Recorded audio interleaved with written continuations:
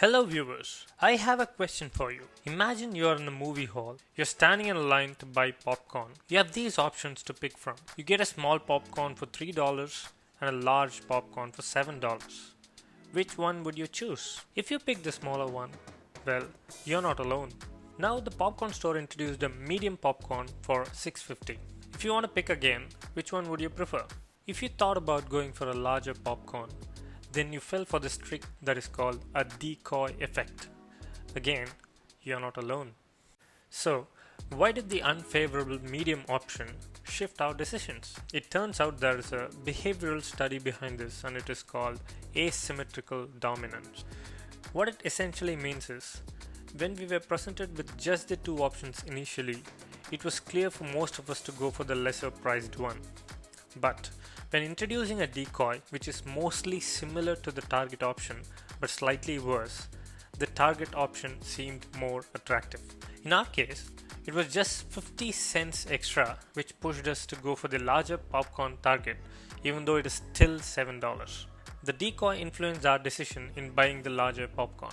Let's see another example. There was a study done in MIT research where the students were presented with the following options: online only subscription for $59, print only subscription for $125, both print and online subscription for $125. The study was done on 100 students, and this is how the results came out to be. 84% of the students went for both print and online subscription, which was for $125, while only 16% of the students went for the online only subscription. Now, the same study was performed again with only two options. The results are entirely different. You have 68% of the students picking the online only option, which was initially only 16%, and both print plus online option is picked only by 32% this time, which was initially 84%. So, the unfavorable print-only option acted as a decoy to influence people to go for the targeted option, which is both print and online. Generally, the decoy effect works better with 3 items to choose from. Sometimes, it can work with 2 items as well, like in this example. Here is a watermelon seller who sells a single watermelon for $3 or 3 watermelons for $10. There was a customer who bought 3 watermelons one by one from the first option, paying just $9 instead of the actual $10.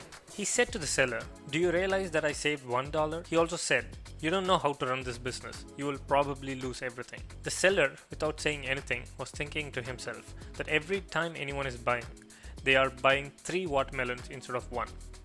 Who is a better businessman here? What happens here is the decoy effect yet again. This time it comes hidden. The actual decoy is the second option of $10, but the target is not the first option, but buying 3 watermelons using the first option. Here, the trick is to make customers buy more watermelons. This decoy effect is not just applied in pricing.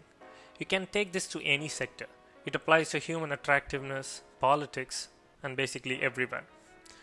Decoy effect is a proven strategy and works perfectly most of the time. In order to make sure we don't fall into this, we should first make sure what we want exactly before looking at the options. For example, in the case of popcorn, if you wanted a smaller popcorn, you should be ready to stick to that option regardless of the other options. In the case of watermelon, if you wanted one, you should always stick to one rather than buying 3 just because it looks attractive. So these are some of the examples of decoy effect in practice. I'm linking some of the references and research papers in the description of this video.